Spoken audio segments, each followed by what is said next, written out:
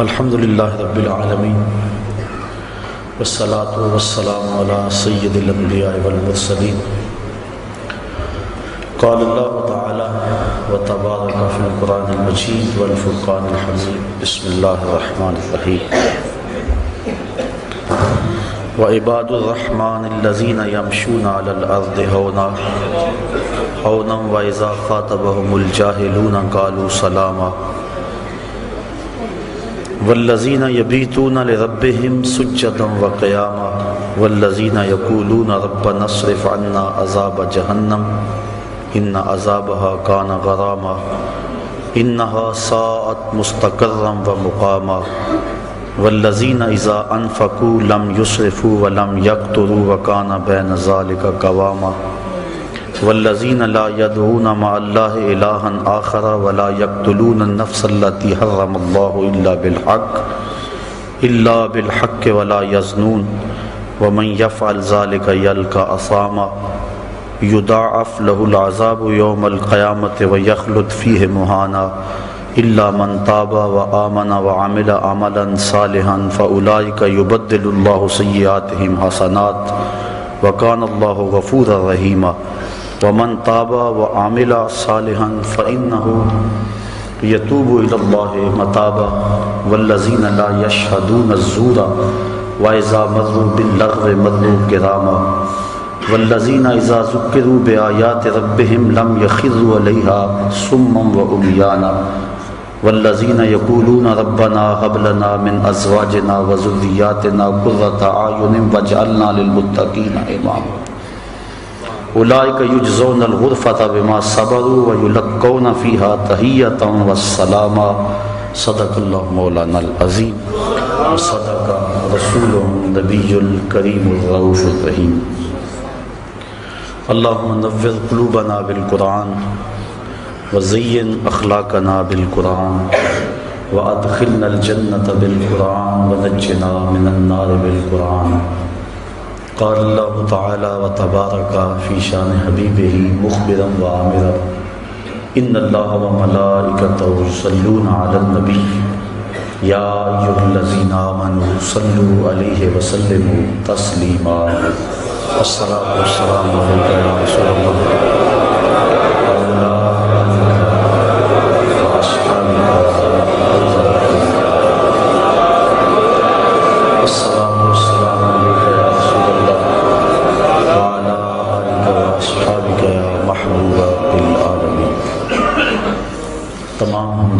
تعریف و توصیف اللہ جل مجدہ الکریم کی ذات پاک کے لیے جو خالق کائنات بھی ہے اور مالک شش جہات بھی۔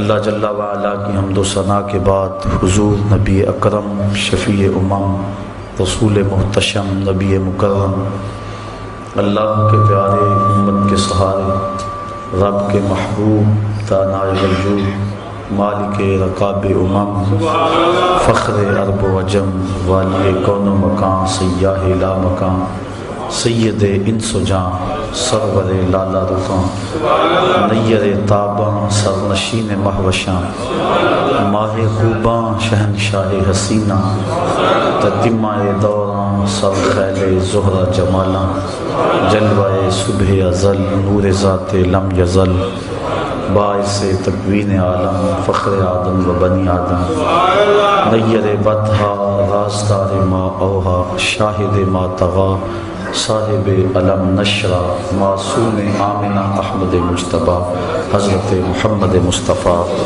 صلی اللہ علیہ وسلم کے حضور ناز میں اپنی عقیدتوں ارادتوں اور محبتوں کا خراج پیش کرنے کے بعد واجب الاحترام ذوی الاحتشام معزز محترم سامعین خواتین و حضرات السلام علیکم ورحمۃ اللہ وبرکاتہ۔ آج اللہ تعالیٰ کے شکر سے یہاں درس قرآن کے 3 سال مکمل ہوئے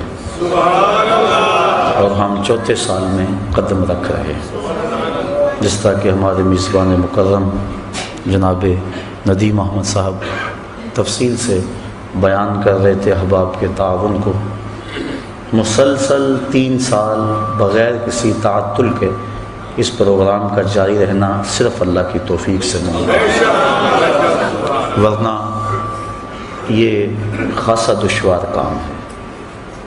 میں کتنے چہروں کو پہچانتا ہوں، نام تو نہیں جانتا لیکن پہچانتا ہوں جو پہلے درس سے لے کر اس وقت تک کسی ایک ناغے میں بھی نہیں ہیں۔ اللہ ان کو بھی جزا دے۔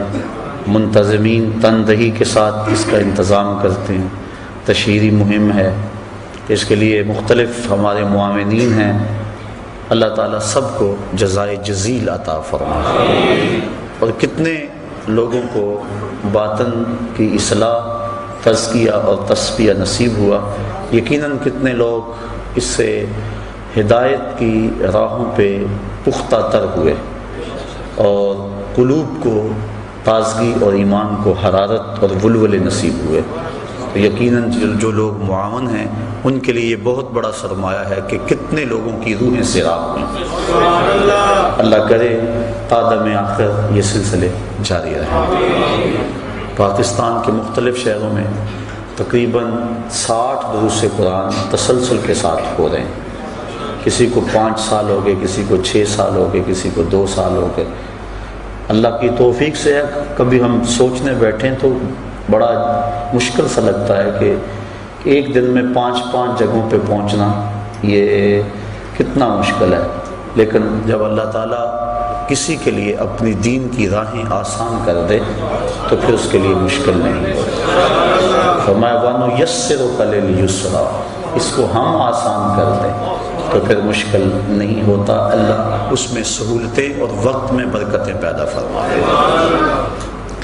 چونکہ یہ مہینہ ربیع الثانی کا ہے اور اس مہینے میں حضور سیدنا غوث اعظم شیخ عبد القادر جیلانی رحمۃ اللہ تعالی علیہ کا انتقال پرملال ہوا ہے، اس حوالے سے آج مجھے بعض ساتھیوں نے اس مہینے کے آغاز سے ہی آج کے درس کے حوالے سے ان کی شخصیت، تعلیمات کے حوالے سے کچھ کہنے کا حکم صادر کیا تھا۔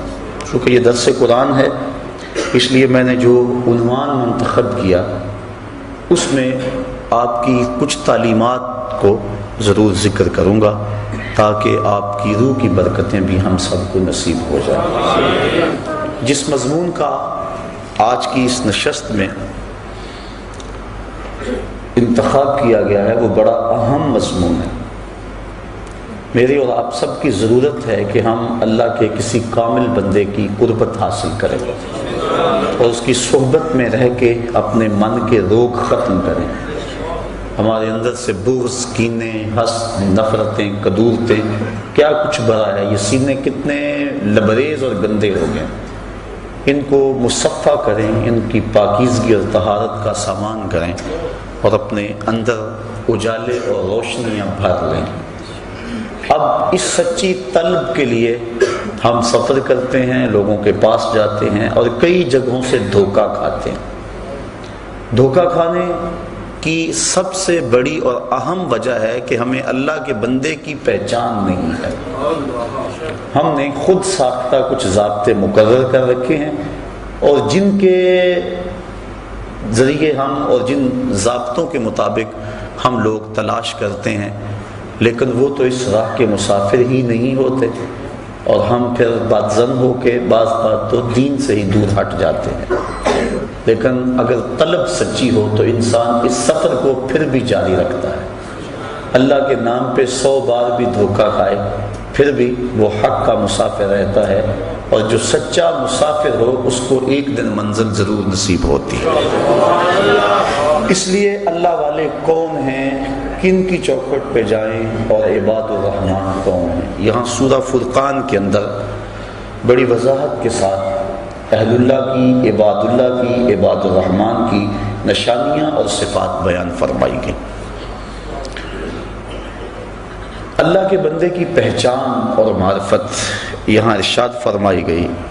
توجہ چاہوں گا، ارشاد ہوا وَعِبَادُ الرَّحْمَنِ الَّذِينَ يَمْشُونَ عَلَى الْأَرْضِ هَوْنًا، اللہ کے بندے زمین پر آہستہ چلتے ہیں، وقار سے چلتے، ان کی چال ڈھال میں وقار ہوتا ہے، غیر مرتب ان کی چال نہیں ہوتی۔ ایک نشانی. وَإِذَا خَاطَبَهُمُ الْجَاهِلُونَ قَالُوا سَلَامًا، اور جب ان سے جاہل مخاطب ہوتے ہیں تو وہ الجھتے نہیں، بحث میں نہیں پڑتے، اس کو کہتے ہیں بابا سلام کو. سلام متارکت یعنی ترک کرنے کا سلام، کہ تو بیٹا بس جان چھوڑ دے. تو وہ بحث جاہلوں سے نہیں کرتے، ان سے جو ہے وہ الجھتے نہیں، بلکہ قالوا سلام کہتے ہیں کہ بابا تجھے سلام ہو. دوسری نشانی بیان فرمائی. والذین یبیتون لربہم سجدا وقیاما، اور وہ اللہ کے حضور اپنی راتیں کبھی سجدے میں گزارتے ہیں، کبھی قیام میں گزارتے ہیں. ان کی راتیں یوں ہی گزر جاتی ہیں. ایک دوسرے مقام پہ فرمایا تتجافی جنوبہم عن المضاجع، ان کی کروٹیں بستروں سے الگ رہتی ہیں، تو وہ راتیں اللہ کی عبادت میں گزارتے ہیں. حضرت عبداللہ ابن عباس رضی اللہ تعالی عنہ جو کہ رئیس المفسرین ہیں فرماتے ہیں جس نے عشاء کے بعد 2 یا 2 سے زیادہ رکعتیں پڑھ لی اللہ تعالیٰ اس کو رات جاگنے والے کا ثواب عطا فرماتا ہے، اور وہ اس آیت کا مصداق ہوگا جو 2 یا 2 سے زائد رکعتیں رات کو نماز عشاء کے بعد پڑھ لیتا ہے. اللہ اکبر. اور ایک روایت کے لفظ ہیں کہ جو بندہ عشاء کی نماز جماعت سے پڑھتا ہے اس کو نصف رات تک جاگنے کا ثواب دیا جاتا ہے، اور جو پھر فجر کی نماز جماعت سے پڑھ لیتا ہے اس کو ساری رات جاگنے کا ثواب دیا جاتا ہے. اس لیے عشاء کی نماز بھی جماعت سے اور فجر کی نماز بھی جماعت سے، اس کا اہتمام ہونا چاہیے. اور اللہ والوں کی ایک نشانی یہ ہے کہ وہ اپنی راتوں کو بیدار رہ کے گزارتے ہیں، خوف و طمع کے اندر اپنی راتوں کو گزارتے ہیں.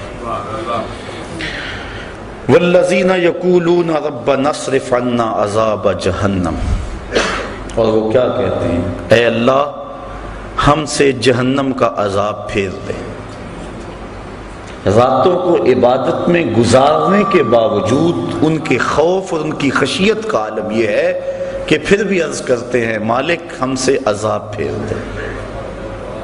وہ عبادت کی وجہ سے متکبر اور مغرور نہیں ہو جاتے کہ ہم اتنی عبادت کر رہے ہیں، کہا نہیں، وہ یہ دعا کرتے ہیں والذین یقولون، اور وہ جو عرض کرتے ہیں ربنا اصرف عنا عذاب جہنم، اے اللہ ہم سے عذاب جہنم کو پھیر دے، ہم اس کے سہنے کی سکت نہیں رکھتے، ہمیں یوں ہی معاف کر دے. حضرت غوث اعظم شیخ عبد القادر جیلانی رحمۃ اللہ تعالی علیہ اللہ کی بارگاہ میں عرض کرتے ہیں مالک مجھے نابینا اٹھانا قیامت کے دن، تیرے بندوں کے سامنے شرمسار ہوں گا. ہیں اعمال ان کے یہ، لیکن خوف اور خشیت کا عالم یہ. اللہ اکبر. وہ ڈرتے رہتے. حضرت سری سکتی رضی اللہ تعالیٰ عنہ جلیل القدر اولیاء میں سے ہیں. حضرت جنید بغدادی کے رشتے میں ماموں بھی لگتے ہیں اور شیخ بھی لگتے ہیں. کہتے ہیں میں تو اس بات سے ڈرتا ہوں کل قیامت کے دن اپنے رب کا سامنا کیا کروں گا، کیسے اس کا سامنے کر پاؤں گا. ساری دنیا اس بات سے ڈرتی ہے، لیکن شہر اقبال کے باسیوں، اقبال نے اس سے بھی آگے کی بات کہہ دی. اقبال کہتا ہے لوگ تو کہتے ہیں کہ یا اللہ حضور کی بارگاہ میں عرض کرتے ہیں کہ اپنی کملی میں مجھے چھپا لیں، میرے عیبوں کو چھپا لیں، قیامت کے دن میرا نامہ اعمال جو ہے وہ جب تلے تو آپ کرم نوازی فرما دیں. ساری دنیا یہ کہتی ہے، حضور سے بھی عرض کیا جاتی ہے، دکھڑے سنائے جاتے ہیں کہ میرے عیب اپنی چادر رحمت میں چھپا لیں. لیکن اقبال کی فکر دیکھیے، اس نے کہا کہ مالک ساری زمانے کے سامنے چاہے میرے عیب نشر ہو جائیں لیکن حضور کے سامنے نشر ہو. تو غنی از ہر دو عالم من فقیر، روز محشر عذر آئے من عظیم، گر تو می بینی حسابم ناگزیر، از نگاہ مصطفیٰ پنہا مگیر. اے اللہ تو غنی ہے اور میں تیرا نیاز مند بندہ، بغیر حساب کے تو مجھے بخش دے تو تجھے کون سا بھار لگتا ہے، لیکن اگر میرا حساب لینا ضروری ہی ہوا تو میری گزارش یہ ہے کہ حضور کے سامنے نہ لینا، مجھے حضور رحمت للعالمین سے شرم آئے گا۔ کیسا عشق ہے اور کیسی محبت ہے جناب رسالت مآب صلی اللہ علیہ وآلہ وسلم سے۔ تو وہ باوجود عبادات کی کثرت کے یہ دعا کرتے رہتے ہیں، والذین یقولون ربنا اصرف عنا عذاب جہنم، تو وہ کہتے ہیں مالک ہم سے عذاب جہنم پھیر دے، ان عذابہا کان غراما، بے شک اس کا عذاب گلے کا پھندا ہے، سخت ترین ہے عذاب جہنم کا۔ ساری رات عبادت کرنے کے باوجود بھی وہ یہی کہتے نظر آتے ہیں۔ یہ نہیں کہ وہ کہیں کہ ہمیں جہنم ہمارے قریب بھی نہیں آئے گی، وہ جہنم کا تمسخر نہیں اڑاتے اپنی خانقاہوں میں بیٹھ کے، وہ جنت کا مذاق نہیں اڑاتے، بلکہ جنت کے طالب ہیں اور جہنم سے ڈرتے ہیں۔ حضور علیہ السلام سے بڑھ کر اللہ کا قرب رکھنے والا کون تھا؟ لیکن حضور بھی جہنم سے پناہ مانگتے رہے۔ اللہ اکبر۔ تو وہ اہل اللہ کی نشانیاں بیان فرمائی جا رہی ہیں، والذین یقولون ربنا اصرف عنا عذاب جہنم، عرض کرتے ہیں اللہ ہم سے عذاب جہنم پھیر دے، ان عذابہا کان غراما، بے شک جہنم کا عذاب جو ہے وہ گلے کا پھندا ہے، گلے کی پھانس ہے، انہا ساعت مستقرا و مقاما، بے شک وہ بہت ہی بری ٹھہرنے کی جگہ، بہت ہی بری۔ حضرت مجدد الفسانی رحمۃ اللہ تعالی علیہ فرماتے ہیں مکتوبات کے اندر، فرماتے ہیں جنت اللہ کی رضا کا مظہر ہے اور جہنم اللہ کے قہر و غضب کا مظہر ہے۔ اللہ جس پہ راضی ہوگا اس کو جنت میں بھیجے گا اور جس پہ ناراض ہوگا اس کو جہنم میں بھیجے گا۔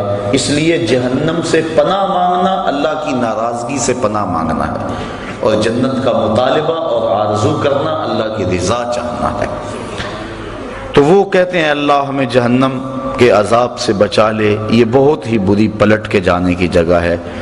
والذین اذا انفقوا لم یسرفوا ولم یقتروا وکان بین ذلک قواما، اور وہ جب خرچ کرتے ہیں تو حد سے نہیں بڑھتے، فضول خرچی نہیں کرتے، ولم یقتروا اور نہ ہی وہ تنگی کرتے ہیں، جہاں ضرورت ہوتی ہے وہاں ہاتھ دباتے بھی نہیں، وہاں کھل کے خرچ کرتے ہیں، اور جہاں وکان بین ذلک قواما، اور یہ دونوں کے درمیان اعتدال کے راستے پر ہے، یعنی بے تحاشا خرچ بھی نہیں کرتے اور بخل بھی نہیں کرتے۔ اتنا خرچ کرنا کہ کنگال ہو جائے اور بعد میں قرض چڑھ جائے۔ جو اہل اللہ ہیں ان کی علامت یہ ہوتی ہے کہ وہ اپنی چادر کو دیکھ کر پاؤں پھیلاتے ہیں، چادر سے زیادہ پاؤں نہیں پھیلاتے، اور حضور نے فرمایا کہ تم خرچ میں میانہ روی اختیار کر لو، کبھی فقیر نہیں ہوگا۔ سبحان اللہ، اللہ اکبر۔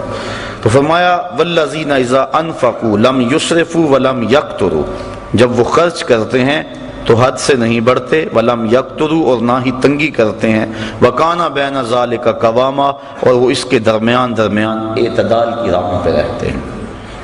والذین لا یدعون مع اللہ الہا آخر، اور وہ اللہ کے علاوہ کسی دوسرے کو معبود نہیں بناتے، کسی کو نہیں پوجتے، ان کی پرستش اللہ کے حضور ہوتی ہے، اللہ کے علاوہ وہ کسی کی پوجا نہیں کرتے۔ بلکہ میرے شاہ نقشبند بخاری رحمۃ اللہ تعالی علیہ فرماتے ہیں متکبر سے تکبر کرنا صدقہ ہے۔ جب کوئی چھاتی تانے اکڑ اکڑ کے آ رہا ہو اس کو جھک کے سلام نہ کرو، یہ تو اس کے تکبر کو بڑھانے والی بات ہے۔ اس لیے وہ زمین پہ اکڑ اکڑ کے چل رہا ہے تو فرمایا اس متکبر سے پہلو تہی کرنا، اکڑنے والے کے ساتھ تکبر کرنا صدقہ کہلاتا ہے، یعنی اللہ کے علاوہ ان کے سینے میں کسی اور کا خوف اور ڈر موجود نہیں ہے۔ وہ جو نماز میں کہتے ہیں نا وَنَخْلَعُ وَنَتْرُكُ مَن يَفْجُرُكُ، وہ صرف نماز میں نہیں کہتے، ان کا عملی نمونہ بھی ہوتے ہیں۔ اللہ کے علاوہ کسی کے حضور سر نہیں جھکاتے، چاہے جتنا مرضی بڑا فرعون کیوں نہ ہو، وہ کسی کے سامنے سر نہیں جھکاتے۔ وَلَا يَقْتُلُونَ النَّفْسَ الَّتِي حَرَّمَ اللَّهُ إِلَّا بِالْحَقِّ، اور جس جان کو اللہ تعالیٰ نے حرام کیا اس کو قتل نہیں کرتے، قاتل نہیں ہوتے۔ وہ تو بڑے نرم دل ہوتے ہیں، وہ تو شاخ سے پھول بھی توڑے تو ان کا دل دکھتا ہے، کوئی بھی توڑے، وہ تو اس قدر حساس ہوتے ہیں، قتل کے حادثے سے کم تو نہیں، شاخ سے گل کا جدا ہونا۔ وہ تو اس بات کا بھی احساس رکھتے ہیں، وہ تو کسی کو تکلیف بھی نہیں دیتے، کسی کا حق غصب نہیں کرتے، چاہے جائے کہ کسی کو قتل کر دیں۔ وَلَا يَقْتُلُونَ النَّفْسَ الَّتِي حَرَّمَ اللَّهُ إِلَّا بِالْحَقِّ، مگر حق کے ساتھ۔ حق کے ساتھ کیا ہے؟ شادی شدہ زانی کو قتل کیا جائے، قتل کے بدلے میں قتل کیا جائے، یا جو ارتداد کی راہ اختیار کرے، باغی ہو، اس کو قتل کیا جائے۔ اس کے علاوہ وہ کسی کو قتل نہیں کرتے۔ وَلَا يَزْنُونَ، اور وہ زنا نہیں کرتے، نہ ان کی نظر زنا کرتی ہے، نہ ان کی سوچیں زنا کرتی ہیں، نہ ان کے خیال زنا کرتے ہیں، اور نہ ان کے اعضائے بدنیاں زنا کرتے ہیں۔ وہ پاکیزہ ہوتے ہیں، تبھی تو اللہ کا قرب پاتے ہیں۔ اللہ کا قرب وہی پائے گا جو من کا ستھرا ہوگا، اور جس کے من پہ ایسے داغ اور گند لگے ہوں گے وہ اللہ کا قرب کیسے پائے گا؟ اس لیے ان کی نشانی بیان فرما دی، وَلَا يَزْنُونَ، اور وہ زنا نہیں کرتے، اس فعل کبھی میں مرتکب نہیں ہوتے۔ اور حدیث میں آتا ہے جب زانی زنا کرتا ہے تو اس سے ایمان نکل جاتا ہے، بدترین فعل ہے، اور قرآن مجید نے اس کو کھلی بے حیائی کہا۔ تو جو اہل اللہ ہیں وہ اس فعل کبھی کے اندر کبھی بھی مبتلا نہیں ہوتے، اور صرف زنائے معروفہ ہی نہیں بلکہ ان کی نظر بھی بچتی۔ حضرت امام محمد بن حسن الشیبانی امام اعظم ابو حنیفہ کے پاس پڑھنے کے لیے آئے۔ ابھی عمر چھوٹی تھی اور چہرے پہ داڑھی کا سبزہ نہیں اگا تھا، اور اس عمر کا بچہ اگر خوبصورت ہو تو وہ عورت کی جگہ پہ ہوتا ہے، بلکہ اس کے ساتھ بہت سارے فتنے وابستہ ہوتے۔ تو امام صاحب نے فرمایا کہ تم ضرور میرے پاس پڑھو، لیکن میرے سامنے نہیں بیٹھنا، اس ستون کی اوٹ میں بیٹھو تاکہ تمہارا چہرہ مجھے نظر نہ آئے۔ اسی لیے امام اعظم ابو حنیفہ اور امام محمد کو طرفین کہتے ہیں کہ طرف میں بیٹھتے تھے۔ وہ پڑھتے رہے، 2-4 سال گزر گئے۔ ایک دن رات کا موقع تھا، چراغ جل رہا تھا، اور امام محمد کا سایہ امام اعظم کے آگے پڑا۔ سائے پہ نظر پڑی تو سائے میں داڑھی کے بال نظر آئے۔ کہا بیٹا محمد تمہیں داڑھی آ گئی ہے؟ حضور سال ہو گیا ہے۔ کہا اب میرے سامنے بیٹھا کر۔ یہ تھے وہ لوگ تقوی کے پہاڑ۔ چونکہ جو ذلت العلماء ہے یا اہل اللہ کا جو پھسلنا ہے پوری قوم کو تباہ کرنے کے مترادف ہے۔ امام صاحب پانی بھرنے گئے نا تو ایک لڑکی پانی کا گھڑا سر پہ اٹھایا اور نیچے پھسلن تھی، تو کہا بیٹا ذرا سنبھل کے، اس نے وہیں گھڑا رکھ دیا۔ کہا اگر میں پھسلوں گی تو کیا ہوگا؟ یہ گھڑا ٹوٹ جائے گا نا، بازار سے 2 آنے کا اور لے آؤں گی، لیکن اگر آپ پھسل گئے تو پوری قوم برباد ہو جائے گی۔ اعلیٰ حضرت امام اہل محبت امام اشرف احمد رضا خان فاضل بریلوی رحمت اللہ تعالی علیہ فرماتے ہیں طبقہ علماء اپنی حفاظت کرنا۔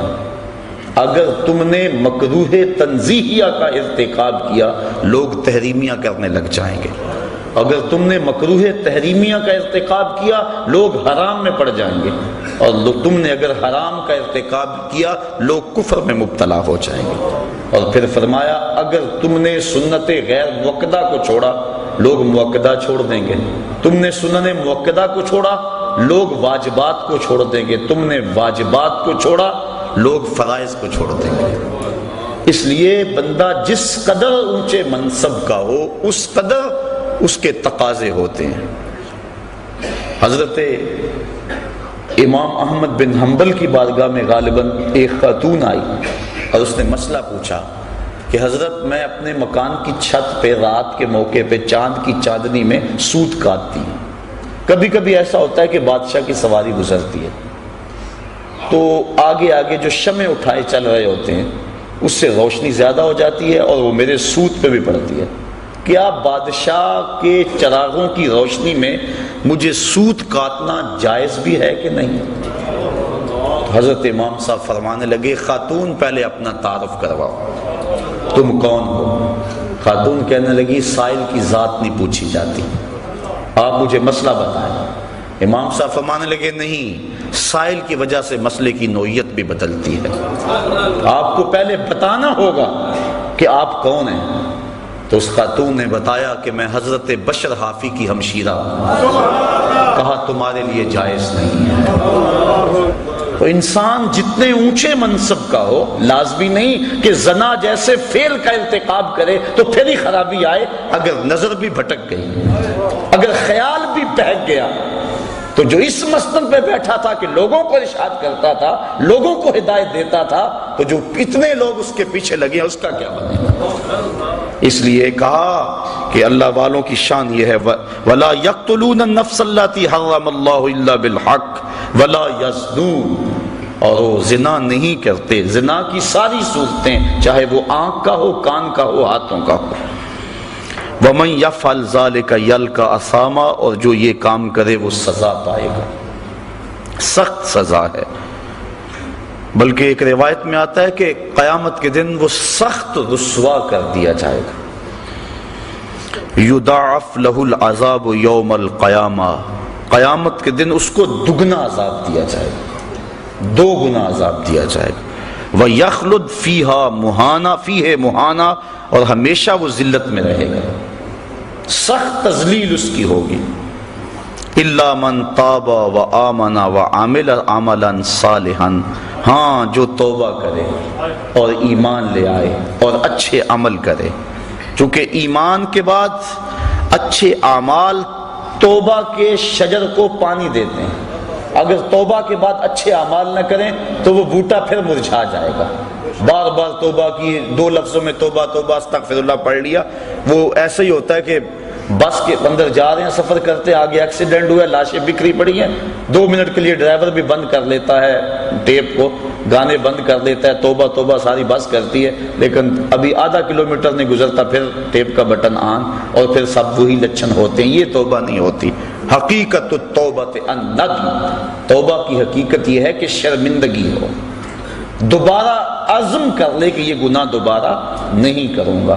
یہ توبہ تو تمسخر ہے، توبہ کی، پھر توبہ کی، پھر توبہ کر کے توڑ دی، میری اس توبہ پہ توبہ، توبہ توبہ کر اٹھی۔ یہ تو عجیب بات ہے۔ توبہ یہ ہے کہ عزم مصمم کر لے کہ میں اس کے بعد یہ کام نہیں کروں گا، اور پھر عمل صالح کر کے توبہ کے لگائے ہوئے پودے کو پانی دے۔ کہا الا من تاب وآمن وعمل عملا صالحا فاولئک یبدل اللہ سیئاتہم حسنات۔ اگر کوئی ایسا کر لے، اللہ فرماتا ہے ہم نہ تو صرف کہ اس کے گناہوں کو ختم کریں گے بلکہ ان کے گناہوں کو بدل کے نیکیوں میں تبدیل کر دیں گے۔ وہ جتنا بڑا گناہ گار ہوگا اتنا بڑا نیکوکار ہو جائے گا۔ اس کے در پہ آ تو جائے۔ اگر کسی محکمے کے اندر کوئی ایسا کام ہو جائے، محکمے کا آفیسر معطل کر دے یا کوئی اور ایسی سزا دے دے تو بعد میں وہ معاف بھی کر دے، لیکن ریکارڈ تو خراب ہو جاتا ہے نا، ترقی تو رک جاتی ہے کہ اتنا کچھ اس کے رجسٹر کے اندر، اس کی فائل کے اندر لکھ دیا گیا ہے، لیکن اللہ تعالیٰ اس فائل کو کتنی عزت دیتا ہے۔ یہ نہیں ہوتا کہ اب اس کی ترقیاں رک جائیں، توبہ کر کے تو دیکھے، سچی توبہ کر کے تو دیکھے، بلکہ جتنا بڑا گناہ گار ہوگا اتنا بڑا نیکوکار بن جائے۔ اللہ اکبر۔ فاولئک یبدل اللہ سیئاتہم حسنات، ہم اس کی بدیوں کو نیکیوں میں تبدیل کر دیں۔ حضرت عمر فاروق رضی اللہ تعالیٰ عنہ آ رہے تھے، ایک آدمی نے ہاتھ میں شراب کی بوتل پکڑی تھی، دیکھا کہ اچانک گلی کے موڑ سے حضرت عمر فاروق آئے، وہ ڈر گیا، جلدی سے بغل میں چھپا لی اور سچی توبہ کر لی، مالک آج عمر کے قہر سے بچا لے، آج کے بعد میں شراب نہیں پیوں گا۔ اب حضرت عمر فاروق نے اس کو بوتل چھپاتے ہوئے دیکھ لیا تھا، جب قریب آئے درہ لہرایا، کہا کیا ہے تیرے پاس؟ کہنے لگا حضور سرکہ ہے۔ کہا نکالو، جب نکالا دیکھا تو واقعی سرکہ تھا۔ اگر کوئی سچی توبہ کر لے تو اللہ گناہوں کو بدل کے نیکیوں میں تبدیل کر دیتا۔ یہ دکھا دیا کہ جو شراب کو سرکے میں بدل سکتا ہے وہ گناہوں کو نیکیوں میں نہیں بدل سکتا۔ اس کے در پہ آ کے تو دیکھو، جھولی پھیلا کے تو دیکھو۔ اللہ اکبر۔ حدیث میں آتا ہے قیامت کے دن ایک شخص کو نامہ اعمال پڑھنے کا کہا جائے گا، وہ نامہ اعمال پڑھے گا، اور جو بڑے بڑے گناہ ہوں گے ان کو وہ چھوڑ دے گا، صرف نظر کرے گا، شرم کی وجہ سے، شرمندگی کی وجہ سے ان کو نہیں پڑھے گا، اور چھوٹے چھوٹے گناہ پڑھتا چلا جائے گا۔ جب وہ نامہ اعمال مکمل کر لے گا تو اللہ تعالیٰ فرمائے گا میرے بندے میں نے اپنے فضل سے تیرے گناہوں کو بدل کے نیکیوں میں تبدیل کر دیا۔ اس کو تو توقع اور تھی لیکن کام اور بن گیا۔ اب وہ کہتا یا اللہ ابھی تو میرے بڑے بڑے گناہ رہتے ہیں۔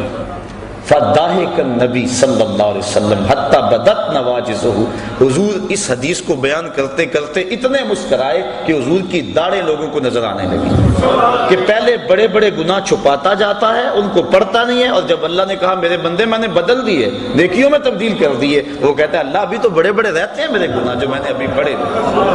اللہ اکبر! تو اس کے حضور کوئی آ کے تو دیکھے، جھولی پھیلا کے تو دیکھے، وہ یہ نہیں دیکھتا اس نے گناہ کتنے کیے۔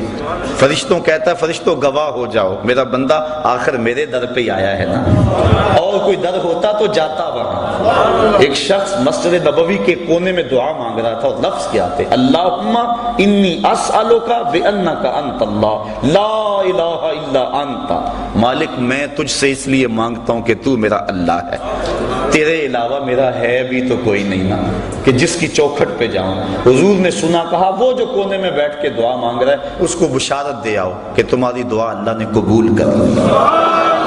جب بندہ اس کے حضور آتا ہے، فرمایا اگر کوئی آئے ہم گناہوں کو بدل کے نیکیوں میں تبدیل کر دیتے ہیں۔ وَقَانَ اللَّهُ غَفُورًا رَحِيمًا، اللہ بخشنے والا اور مہربان ہے۔ بخشش اس نے مانگی اور اپنی طرف سے اضافی رحمت اس کے اوپر ڈالی اور اس کے گناہوں کو بدل کے نیکیوں میں تبدیل کر دیا۔ وَمَن تَابَ وَعَمِلَ صَالِحًا، اور جس نے توبہ کی اور نیک اعمال کیے، فَإِنَّهُ يَتُوبُ إِلَى اللَّهِ مَتَابًا، بے شک وہ اللہ کی طرف رجوع لایا جیسا کہ رجوع لانے کا حق تھا۔ وَالَّذِينَ لَا يَشْهَدُونَ الزُّورَ، اللہ والوں کی ایک اور نشانی بیان فرمائی کہ یہ وہ لوگ ہیں جو جھوٹی گواہی نہیں دیتے، جھوٹ نہیں بولتے، ان کی زبان پہ سچ ہوتا ہے۔ اللہ اکبر! وَإِذَا مَرُّوا بِاللَّغْوِ مَرُّوا كِرَامًا، اور جب کسی بیہودہ جگہ سے گزرتے ہیں تو اپنی عزت سنبھال کے گزر جاتے ہیں، کسی بری جگہ پہ ٹھہرتے بھی نہیں۔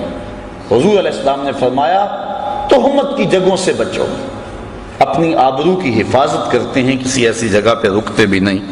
وَالَّذِينَ إِذَا ذُكِّرُوا بِآيَاتِ رَبِّهِمْ لَمْ يَخِرُّوا عَلَيْهَا صُمًّا وَعُمْيَانًا، وہ لوگ جب انہیں اپنے مالک کی طرف سے آیتیں یاد دلائی جاتی ہیں، نشانیاں یاد دلائی جاتی ہیں، اللہ اکبر، لم یخروا علیہا صما وعمیانا، تو ان پر بہرے اور اندھے ہو کر نہیں گرتے بلکہ اللہ کی ان نشانیوں کو دیکھتے ہیں، اس میں جو عبرت کے پہلو ہیں ان کو اپناتے ہیں، اللہ کی ایک ایک نشانی پر غور کرتے ہیں، اور پھر وہ دنیا کو ترک بھی نہیں کرتے۔ کیا کہتے ہیں؟ والذین یقولون ربنا ہب لنا من ازواجنا وذریاتنا قرۃ اعین واجعلنا للمتقین اماما، اور عرض کرتے ہیں اللہ کی بارگاہ میں اے اللہ ہماری بیویوں کی طرف سے اور ہماری اولاد کی طرف سے ہماری آنکھوں کی ٹھنڈک عطا کر دے، یعنی ہماری بیویاں بھی ایسی ہوں کہ جو تیری متی ہوں اور ہماری متی، اور اولاد بھی ایسی ہو جو فرما بردار ہو،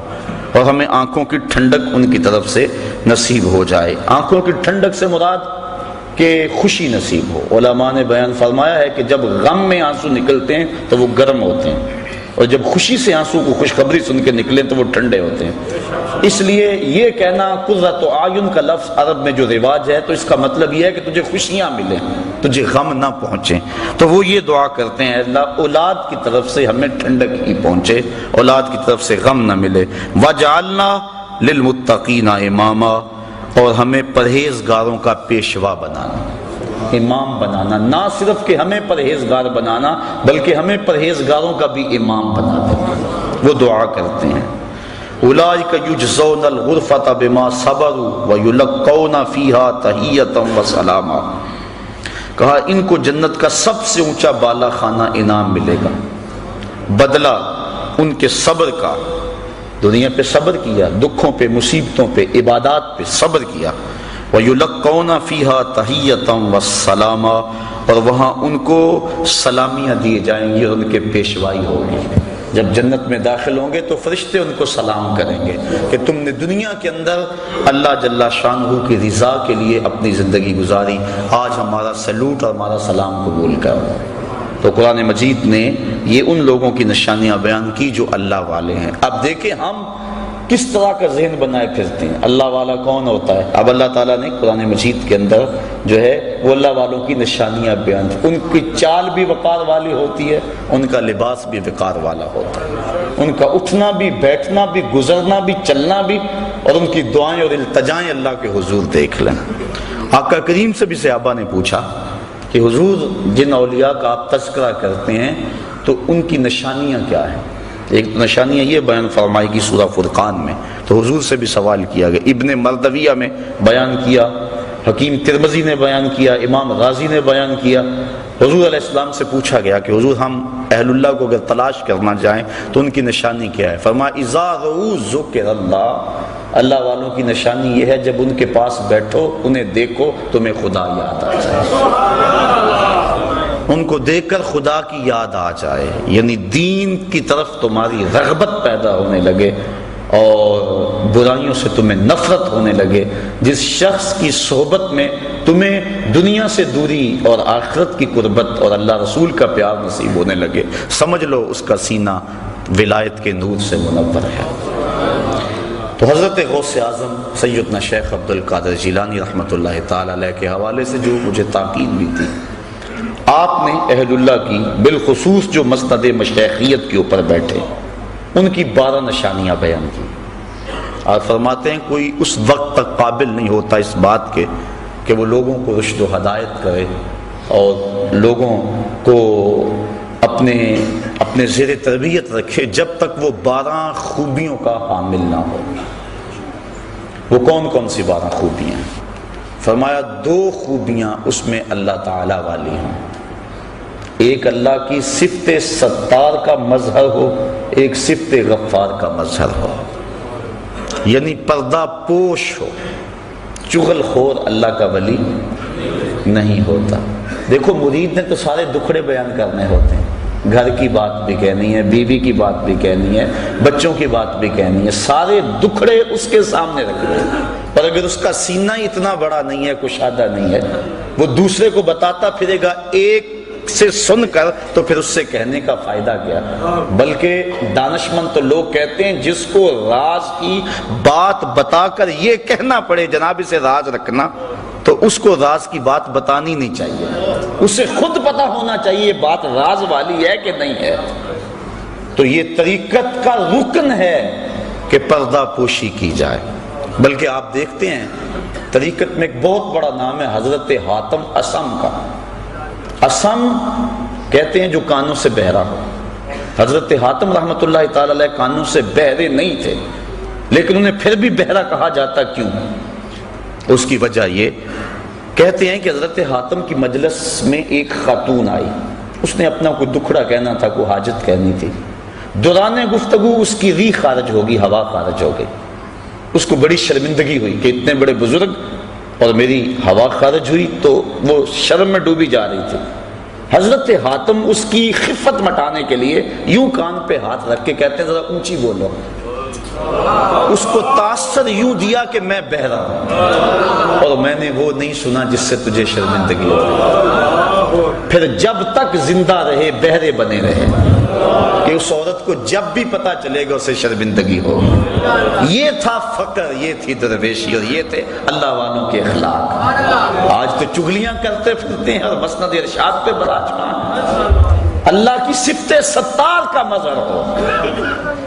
دوسری خوبی اللہ کی صفت غفار کا مظہر ہو، بخش دینے والا، دل میں گرا باندھنے والا، چونکہ دوران سلوک سالک سے بڑا کچھ سرزد ہوتا ہے، وہ بیچارہ زیر تربیت ہوتا ہے، اس کی کسی بات کو دل پہ لگا لے اور گرا باندھ لے تو پھر کیسے تربیت ہوگی؟ تو اللہ کی صفت غفار کا مظہر ہو، معاف کر دینے والا، جس طرح وہ معاف کر دیتا ہے۔ 2 صفتیں اس میں حضور نبی رحمت صلی اللہ علیہ وسلم والی ہوں۔ ایک رفیق ہو دوسرا شفیق ہو، رفاقت کے حق کو جانتا ہو اور شفقت کا پیکر ہو، تنگ دل نہ ہو۔ اللہ تعالیٰ نے اپنے محبوب کے بارے میں فرمایا لو کنتا فظا غلیظ القلب لانفضوا من حولک، محبوب آپ اگر ترش روح ہوتے، تنگ مزاج ہوتے، ماتھے پہ تیوریاں لانے والے ہوتے، اتنے لوگ تیرے گرد جمع تو نہ ہوتے۔ یہ تو تیرے خلق کی بات ہے کہ اتنے لوگ تیری راہوں کے مسافر بنے۔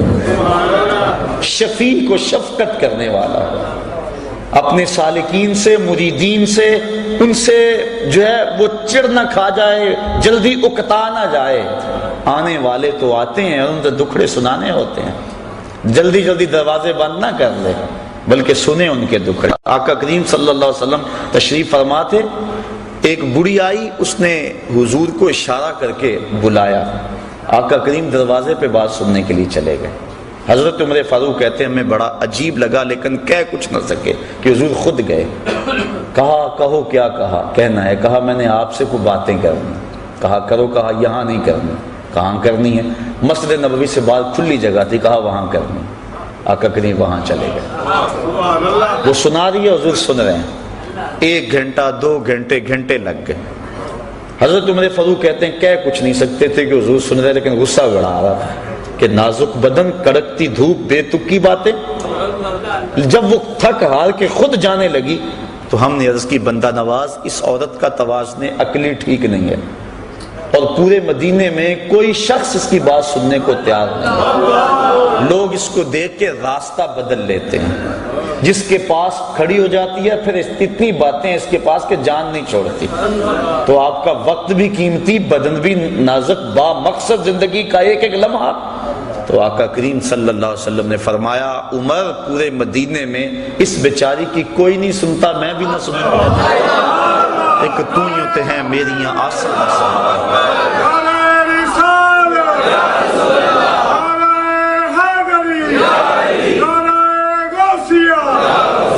یہ جو دھکے دیتے پھرتے نا مریدوں کو، پیچھے ہٹ جاؤ پیچھے ہٹ جاؤ، پیر صاحب کا مزاج بڑا نازک ہے، پیچھے ہٹ جاؤ۔ وہ کیسا پیر ہے جو مرید کو کہ دکھڑے بھی نہیں سن سکتا، اس کو دلدار مان لیا جو دل بر ہی نہیں ہے، اس کو دل دے دیا جو دل کی کیفیت ہی نہیں جانتا۔ فلک نے بخشی ہے ان کو خواجگی جو جانتے نہیں روش بندہ پروری کیا ہے۔ جس کو دل دینا ہے پہلے دیکھو تو صحیح دلدار بھی ہے کہ نہیں۔ تمہارے دکھڑے بھی نہیں سنتا، حالت تو اس نے بعد میں کرنے ہیں، دکھڑے سنے تو صحیح، تمہاری ڈھارس تو بندائے۔ اللہ اکبر۔ تو شفیق ہو رفیق ہو، کتنی شفقت۔ سنیے حضور ارشاد فرماتے ہیں لو تدخلوا شوقۃ فی رجل احدکم لوجدت علمها، میرے امتی تیرے پاؤں میں کانٹا چبھے نا تو اس کی تکلیف مجھے ہوتی ہے۔ اگر پیر مرید سے اتنی ہمدردی نہیں رکھتا تو پھر نظام خانقاہی سوائے کاروبار کی اور کچھ نہیں۔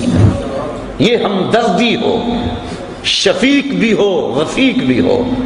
2 صفتیں حضرت سیدنا صدیق اکبر والی ہوں، ایک صادق ہو دوسرا مصدق ہو، خود سچ بولے اور سچ کی تصدیق کرے۔ حضور علیہ السلام سے پوچھا گیا کہ حضور مومن بزدل ہوتا ہے؟ فرمایا نہیں، مومن بہادر ہوتا ہے، لیکن ہو سکتا ہے کبھی بزدلی کر جائے۔ اس طرح پوچھا گیا حضور مومن کنجوس ہو سکتا ہے؟ فرمایا نہیں، کنجوس نہیں ہوتا، مومن سخی ہوتا ہے، لیکن ہو سکتا ہے کبھی اس سے بخل ہو جائے۔ پھر پوچھا حضور مومن جھوٹا ہو سکتا ہے؟ فرمایا نہیں، جھوٹا نہیں ہو سکتا۔ اور یہاں بھی نشانی آپ نے پڑھی کہ وہ جھوٹی گواہی اللہ والا نہیں دیتا چاہے قیامت آ جائے، یہی تو اس کا کمال ہے۔ تو کہا ایک صادق ہو دوسرا مصدق ہو۔ 2 خوبیاں اس میں حضرت عمر فاروق والی ہیں، ایک امر بالمعروف کرے، دوسرا نہی عن المنکر کرے۔ یہ نہیں ہے کہ مرید ناراض ہو جائے گا اگر اس کو حق کی بات بتائی، وہ پھر پیر تو وہ ہوا جو مرید ہے، یہ پیر تو ہوا ہی نا، مرید تو وہ یہ بن گیا اور وہ پیر بن گیا۔ اس کا حق ہے کہ وہ ہر لمحے میں امر بالمعروف اور نہی عن المنکر کے فریضے سے کبھی بھی غافل نہ ہو۔ حضرت عمر فاروق رضی اللہ تعالیٰ عنہ کے حوالے سے، چونکہ حضرت غوث پاک بیان فرماتے ہیں، چونکہ آپ اس حوالے سے ایک امتیازی نام ہے امر بالمعروف اور نہی عن المنکر کے حوالے سے. جب لولو فیروز نے آپ کے اوپر حملہ کیا اور زہر میں بجھا ہوا خنجر آپ کے جسم میں پیوست ہو گیا، زندگی اور موت کی کشمکش تھی، تو ایک انصاری نوجوان آپ کا حال پوچھنے آیا. اس وقت بس سانسیں ٹوٹ رہی تھی. اس نے کہا حضور کیا حال ہے؟ تو آپ کی نظر اس کے ٹخنوں پہ پڑ گئی. اس کا تہ بند لٹک رہا تھا اور اس کے ٹخنے جو ہیں وہ تہ بند میں ڈھمپے ہوئے تھے. آپ فرمایا میرا حال تو صحیح ہے، لیکن اے نوجوان اگر تو اس شلوار کو، اس تہ بند کو ٹخنوں سے اوپر کر لے، ایک تو تیرے کپڑے بھی پاک رہیں گے، دوسرا رب بھی راضی رہے گا. اب دیکھو کیا حالت ہے، اور امر بالمعروف اور نہی عن المنکر. حضرت مجدد الفسانی رحمۃ اللہ تعالی علیہ فرماتے ہیں مکتوبات میں کہ مرید نے شریعت اپنے پیر کے عمل سے سیکھنی ہے. اس لیے اگر اس کا عمل خود شریعت کے مطابق نہیں ہوگا تو پھر کس طرح لوگوں کو راہ ہدایت دے گا. تو اس نے امر بالمعروف اور نہی عن المنکر، یہ دو خوبیاں حضرت سیدنا عمر فاروق والی. پھر فرمایا دو خوبیاں حضرت عثمان غنی والی، رات کو عبادت کرے، صبح اٹھ کے سخاوت کرے. اور وہ صفت بیان ہو چکی، یبیتون لربہم سجدا وقیاما. اللہ کے حضور راتوں کو کبھی سجدے میں گزارتے ہیں، کبھی قیام میں گزارتے ہیں. ان کی راتیں یوں ہی گزر جاتی ہیں، اللہ اکبر، بلکہ راتیں مختصر پڑ جاتی ہیں. حضرت سیدہ فاطمہ الزہرا رضی اللہ تعالی عنہا ایک دن عرض کرتی ہیں مالک تیری راتیں اتنی چھوٹی ہیں کہ تیری بندی کا ذوق بندگی ہی پورا نہیں ہوتا. ابھی میں سجدے میں سر رکھتی ہوں تو رات ختم ہو جاتی ہے، ایک رات اتنی لمبی کر دے تیری بندی جی بھر کے سجدہ تو کر دے. یہ ہیں وہ لوگ. تو کہا ایک رات کو عبادت کرنے والا ہو، صبح اٹھ کے سخاوت کرنے والا. سخاوت کا صرف تعلق مال سے نہیں ہے، سخاوت بدل است نہ بمال، بزرگی بعقل است نہ بسال. بزرگی عقل سے ہوتی ہے، سالوں سے نہیں ہوتی. اور سخاوت دل سے ہوتی ہے، مال سے.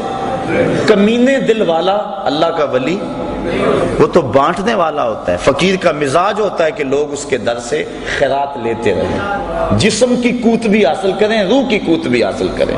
بابا بلے شاہ فرماتے نا اٹ کھڑک کے دکڑ وجے تتا ہوئے چلا، آن فقیر کھا کھا جامن راضی ہوئے بلا. فقیر کی اس میں خوشی ہوتی ہے کہ کوئی آئے اور اس کی چوکھٹ سے شراب ہوتا رہے. کہا دو خوبیاں اس میں حضرت سیدنا علی المرتضی رضی اللہ تعالی عنہ والی، ایک عالم ہو دوسرا بہادر ہو. جاہل تو اللہ کا قرب کیسے پائے گا؟ حضرت جنید بغدادی فرماتے ہیں من تزہد بغیر علم فقد مات فی الکفر. جو علم کے بغیر زہد کرتا ہے اس کے کفر میں مرنے کا اندیشہ ہے. اسی کا ترجمہ سلطان باو علیہ الرحمہ نے کیا، علم باج جو کرے فقیری کافر مرے دیوانہ ہو. وہ غفلت کے اس کے پردے نہیں کھل سکتے، چونکہ علم نور ہے اور انسان کو سب سے پہلا سبق علم کا پڑھایا گیا، سب سے پہلی وحی علم کی نازل ہوئی. اور آقا کریم فرمایا فضل العالم علی العابد کا فضلی علی ادناکم. عالم کی فضیلت تہجد گزار پر ایسے ہے جس طرح تم میں سے ایک عام آدمی پر میری فضیلت. کتنی بڑی بات ہے. اور ایک حدیث کے لفظ ہیں کہ فضل العالم علی العابد کفضل القمر لیلۃ البدر علی سائر الکواکب. عالم کی فضیلت عابد پر اس طرح ہے جس طرح 14ویں رات کے چمکتے ہوئے چاند کی فضیلت ستاروں پہ ہوتی ہے. تو ایک عالم ہو. حضرت غوث اعظم سے بھی کسی نے پوچھا کہ حضرت آپ اس مرتبہ قطبیت پہ کیسے پہنچے؟ تو فرمایا درست العلم حتی صرت کتبہ، کہ میں نے علم پڑھا یہاں تک کہ اس درجے پہ فائز البرام ہو گیا. اور دوسرا بہادر ہو، بزدل اللہ کا ولی، چونکہ جو توحید کے آغوش میں آباد ہوتا ہے وہ لا خوف علیہم ولا ہم یحزنون کے زمرے میں آ جاتا ہے، تو وہ کمزور اور بزدل کیسے ہو سکتا ہے؟ کلمہ حق کہنے سے وہ کبھی بھی گریز نہیں کرتا، چاہے شہنشاہ وقت بھی سامنے کھڑا ہو. حضرت غوث اعظم سیدنا شیخ عبد القادر جیلانی رحمۃ اللہ تعالی علیہ کی خدمت میں مستنجد باللہ حاضر ہوا. ملا علی قاری نے نزہۃ الخاطر الفاتر فی مناقب شیخ عبد القادر کے اندر اس واقعہ کو لکھا. اس نے 2 اشرفیوں کی تھیلیاں بطور ہدیہ بطور نذرانہ پیش کی. حضرت غوث اعظم نے اس نذرانے کو قبول کرنے سے انکار کر دیا. لازمی نہیں ہے کہ ہر مرید کے نذرانے کو قبول بھی کیا جائے. شیخ کی ذمہ داری ہے اس کو جھڑکے، میاں یہ ڈبل شاہ سے تو پیسے نہیں ہو کے آئے، یہ جو نذرانہ مجھے دے رہا ہے یہ کہاں سے آئے گا؟ یہ سود کا مال تو نہیں ہے، یہ لوگوں کا غریبوں کا خون تو نہیں نچوڑا ہوا. کہا تیرا نذرانہ میں وصول نہیں کروں گا. کہا حضور کیوں؟ کہا غریبوں کا خون نچوڑ کے مجھے نذرانہ دینے آ گئے ہو. کہا نہیں حضور یہ میرا مال ہے. آپ نے اس کے ہاتھ سے تھیلی لی اور اس کو یوں تاؤ دیا، تازہ قطرے ٹپکنے لگے. کہا اگر مجھے قرابت رسول کا لحاظ نہ ہو، چونکہ یہ جو عباسی خلافات حضرت عباس بن عبد المطلب رضی اللہ تعالیٰ عنہ کی اولاد سے، اور وہ حضور کے چچا لگتے تھے، اس لیے حضور سے قربت تھی اور یہ ان کی اولاد ہے. کہا اگر مجھے قرابت رسول کا لحاظ نہ ہو تو میں اس تھیلی کو نچوڑتا جاؤں، خون نکلتا جائے یہاں تک کہ تیرے محلوں کے دروازوں تک پہنچ جائے. اللہ اکبر. تو یہ بات سمجھ میں آ گئی کہ یہ نہیں ہر ایک سے نذرانہ قبول کر لے. پھر سارے ایسے بھی تو نہیں ہوتے کہ جن سے نذرانہ لیا جائے، کوئی ایسے بھی تو ہوتے ہیں جن کو دیا جائے. یہ جو تصوف کے اندر نذرانے کا تصور ہے، میں اس پہ بڑا غور کرتا رہا ہوں کہ یہ کیا ہے. اور میں نے تصوف کی کتب اور بزرگوں کی جو مجھے صحبت نصیب ہوئی اس سے جو میں سمجھا ہوں وہ یہ ہے کہ نذرانے کا تصور جو صوفیاء دیتے ہیں اس کا مطلب یہ ہے کہ جو شیخ ہوتا ہے وہ ایک ماں کی حیثیت ہوتی ہے، اور اس کے کچھ غریب مرید ہوتے ہیں، کچھ امیر ہوتے ہیں، عزت دار ہوتے ہیں جو کسی کے سامنے دکھڑا بیان نہیں کرتے. پیر کو انہوں نے بتایا ہوتا ہے دعا کے رنگ میں کہ میرے لیے دعا کرتے. اب تصور نذرانے کا یہ ہے کہ امیروں سے لے اور غریبوں کو دے. یہ نہیں ہے کہ غریبوں سے بھی چھینتا چلا جائے، وہ تو بیچارہ پہلے ہی پریشان. حضرت علامہ اقبال علیہ رحمہ کا بڑا معروف واقعہ ہے کہ آپ جب مکلوڈ روڈ پہ ہوتے تھے تو وہاں ایک پیر صاحب اس دور کے آپ کو ملنے کے لیے آئے. ان کا ایک مرید تھا قلعہ گجر سنگھ لاہور میں. اس کو جب پتہ چلا کہ میرے پیر علامہ صاحب کے مہمان بنے ہوئے ہیں تو وہ سفر کرتا ہوا علامہ صاحب کے پاس پہنچا اور اپنے پیر صاحب سے عرض کی کہ حضور 100 روپیہ قرض ہے. اس وقت جو ہے 100 روپیہ بڑی اہمیت کا حامل تھا، اور بیٹی کی شادی بھی مانگ رہے ہیں جن کے ساتھ رشتہ کیا ہوا ہے، اور مقروض بھی ہوں، بڑا پریشان ہوں. آپ کا سنا حاضر ہوا، آپ دعا فرما دیں. انہوں نے دعا فرما دی، مرید کو اجازت دے دی. وہ جانے لگا، اس نے جیب میں ہاتھ ڈالا، 10 روپے کا نوٹ نکالا اور پیر صاحب کو نظر پیش کی. جب نظر پیش کی تو علامہ اقبال زیر لب مسکرا پڑے. وہ چلا گیا. پیر صاحب کی نظر بھی بڑی تیز تھی، چونکہ پیر بڑے تیز بھی ہوتے ہیں. تو انہوں نے کہا کہ حضرت یہ عجیب بات تھی، آپ مسکرائے کیوں؟ تو علامہ صاحب فرمانے لگے جناب میں آپ کی دعا کی قبولیت پہ مسکرایا، خوش ہو گئے. کہا وہ کیسے؟ میری دعا کی قبولیت کیسے ہوگی اسی وقت؟ کہا حضرت جب دعا نہیں کی تھی 100 روپے کا مقروض تھا، اور جب آپ نے دعا کر دی تو 110 کا مقروض ہو گیا. وہ بیچارہ تو ضرورت مند ہے اور دکھڑا سنا رہا ہے. بلکہ میں تو کہا کرتا ہوں کہ 2-3 مرتبہ جو آ کے دعا کا کہے اور کہے جناب قرض نہیں اترتا، وظیفہ بتاؤ، کوئی تعویذ لکھ دو، اگر پیر صاحب ثروت ہو تو اسے خود ہی خیال ہونا چاہیے کہ جو بار بار کہہ رہا ہے اس کا مطلب کیا ہے. سارے مانگنے والے سائل جو ہیں وہ ایک جیسے تو نہیں ہوتے. ہستی پلکوں کے نیچے غم بھی پلتے ہیں، مگر کون دیکھتا ہے اتنی گہرائی میں. حضرت ابو ہریرہ رضی اللہ تعالیٰ عنہ فرماتے ہیں مجھے سخت بھوک لگی اور حد ہوگی بھوک سے. میں آ کے ایک جگہ پہ بیٹھ گیا کہ یہاں سے کوئی گزرے گا اور میری حالت دیکھے گا اور مجھے کھانا دے دے گا. مانگنا تو میں نے ہے نہیں. کہ حضرت ابو بکر صدیق گزرے.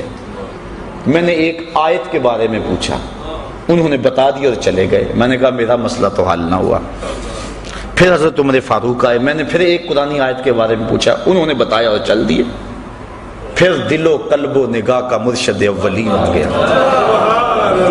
میں نے حضور سے مسئلہ پوچھا، آقا کریم نے دیکھا اور مسکرا کے کہنے لگے ابو ہریرہ بھوک لگی ہے؟ میں نے کہا ہاں حضور مجھے بھوک لگی ہے. کہا میرے ساتھ آ جاؤ. اللہ اکبر. آگے وہ حدیث واقعہ طویل آپ نے سینکڑوں بار سنا کہ دودھ کا ایک پیالہ تھا.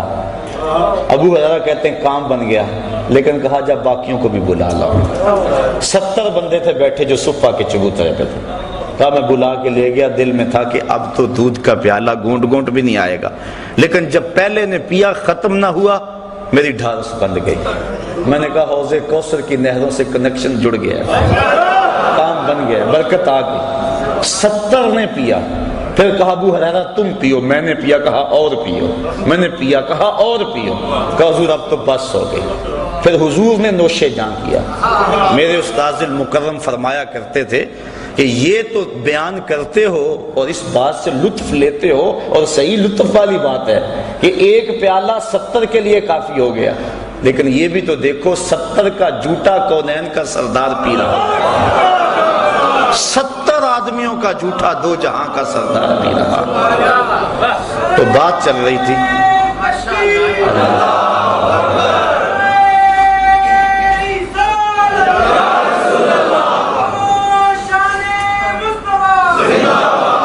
تو علامہ اقبال نے کہا میں اس بات پہ ہنسا ہوں کہ آپ کی دعا قبول ہو گئی۔ تو پھر اس وقت اقبال نے دکھ سے کہا تھا کہ نذرانہ نہیں سود ہے پیران حرم کا، نذرانہ نہیں سود ہے پیران حرم کا، ہر خرقہ سالوس کے اندر ہے مہاجن، ہم کو تو میسر نہیں مٹی کا دیا بھی، گھر پیر کا بجلی کے چراغوں سے ہے روشن، کم باذن اللہ جو کہہ سکتے تھے رخصت ہوئے، رہ گئے قبروں پہ مجاور اور گور کن، میراث میں آئی ہے مسند ارشاد ان کو، زاغوں کے تصرف میں عقابوں کا نشیمن، نذرانہ نہیں سود ہے پیران حرم کا، ہر خرقہ سالوس کے اندر ہے مہاجن، شہری ہو دیہاتی ہو مسلمان ہے سادہ، بتوں کی طرح پجتے ہیں کعبے کے برہمن۔ تو پیر تو دکھ درد کا ساجی ہے، وہ تو روح کی غذا دینے والا ہے، وہ مانگت تو نہیں ہے۔ پہلے وہ کہتے ہیں پہلے بزرگوں کی نظر دل پہ ہوتی تھی، اور اب دل کے اوپر جو لگی ہوئی جیب ہے اس پہ ہوتی ہے۔ جو امیر ہوتا ہے، امیر بھی جان رہے ہوتے ہیں کہ یہ ہمارے ساتھ کیا ہو رہا ہے، اس کو اندر لے جایا جاتا ہے اور حجرے خاص میں بٹھایا جاتا ہے، اور جو غریب ہوتا ہے اس کو کہتا ہے تو اس درخت کے پاس بیٹھ جا اور 1.25 مرتبہ یا حیو یا قیوم پڑھ، اور وہ کہتا ہے مجھے حضرت صاحب نے وظیفہ بتایا میں اس لیے یہاں بیٹھا ہوا ہوں، وہ تو تجھے اپنے سے جو پیچھے ہٹا رہے ہیں۔ تو یہ کیا ہو گیا ہے؟ یہ دکھڑے ہیں، یہ تمسخر نہیں کر رہا میں، یا جو ہے وہ محض آپ کو خوش کرنے کے لیے نہیں، یا کسی مخصوص شخص کے اوپر کوئی تنقید نہیں ہے، اس وقت ہمارا رویہ ہے قوم کا، اور ہم لوگ ہیں کہ دن رات ایسے لوگوں سے لٹتے ہیں، گر نگہباں بن کے جو اہل چمن کی آبرو لوٹے، چمن والو عقیدت چھوڑ دو ایسے نگہباں، آؤ ان لوگوں کو تلاش کریں، جہاں قدم رکھتے ہیں وہاں اللہ کی رحمتوں کا نزول ہوتا ہے، ان لوگوں کو تلاش کریں جن کی زندگیاں لوگوں کے لیے ہدایت کا سبب ہیں، اور جن کی زندگی کا ایک ایک لمحہ یاد خدا سے منور اور معطر ہے۔ ایسا نہیں ہے کہ ایسے لوگ ہیں نہیں، بعض تو کہتے ہیں میں تو ڈھونڈتا رہا مجھے تو ملا ہی کوئی نہیں، پتہ نہیں تو نے کہاں سے ڈھونڈا ہے۔ اللہ اکبر، بستے ہیں یہاں کچھ ایسے پراگندہ تباہ لوگ بھی، افسوس کہ تمہیں میر سے صحبت نہیں رہی، جن سے مل کر زندگی سے عشق ہو جائے وہ لوگ آپ نے شاید نہ دیکھے ہوں مگر ایسے بھی ہیں۔ ہم نے کپڑا لینا ہو تو ہمیں پتہ ہے فلاں دکان سے صحیح ملتا ہے، سارا شہر چھوڑ کے وہاں جاتے ہیں کہ نہیں؟ تو یہ بھی روح کی غذا ہے، یہ بھی ڈھونڈو، گلی گلی موجود ہیں، گھر گھر جو ہے وہ چراغ چل رہے ہیں۔ حضور کی امت اولیاء سے کبھی بھی خالی نہیں ہوگی، تا آنکہ خاتم الاولیاء امام مہدی تشریف لائیں، لیکن ان حقیقی لوگوں تک پہنچنے کے لیے ہمیں اس معیار کو سمجھنا ہوگا جو قرآن و حدیث اور ولیوں کے امام حضرت غوث اعظم کی تعلیمات کے حوالے سے میں نے آپ کے سامنے رکھ دیا۔ اللہ تعالیٰ مجھے آپ کو اپنی راہوں کا مسافر رکھے۔ 3 سال درس قرآن کا مکمل ہونے پہ اور 4 سال درس قرآن کا شروع ہونے پہ میں آپ کو مبارکباد پیش کرتا ہوں۔ پچھلے درس قرآن کا موضوع جو ہے وہ حضور کی اطاعت کے حوالے سے تھا، اور یہاں بھی اور مختلف جتنے بھی شہر تھے تقریباً میں نے اسی موضوع پہ جو ہے وہ درس قرآن میلاد کا موسم بھی تھا پیش کیا۔ مجھے اطلاعات مختلف شہروں سے ملی ہیں کہ کتنے لوگ ہیں کہ جن کے چہروں پہ حضور کی سنت کا نور سج گیا۔ میں تو آپ میں سے بھی یہاں بھی کچھ لوگ موجود ہیں، میں ان کو مبارکباد بسمی میں قلب دیتا ہوں۔ میں سمجھتا ہوں یہ ہے کامیابی، ورنہ کبھی کبھی میں سوچتا ہوں کہ یہ میں چکر ہی لگاتا رہتا ہوں، کبھی ادھر کبھی ادھر، سارا دن مالک اس کا کوئی فائدہ بھی ہے؟ لیکن جب کتنے لوگوں کو گناہوں سے توبہ کرتے دیکھتے ہیں، اندر بدلتا دیکھتے ہیں، اور گھروں کے ماحول تبدیل ہوتے ہوئے دیکھتے ہیں اور سنتے ہیں اور پیغام پہنچتا ہے، آپ جانیں اصل کمائی یہ ہے۔ نہ تو ہم نوٹ کے لیے آتے ہیں نہ ووٹ کے لیے آتے ہیں، بس مقصد یہ ہے کہ کسی کے دل میں کوئی بات اتر جائے، اور جب کسی کے دل میں کوئی بات اترتی ہوئی محسوس کرتے ہیں تو پھر پیشانی سجدے میں جھک جاتی ہے۔ اللہ مجھے آپ کو اپنی رحمتوں کی پناہ میں رکھے۔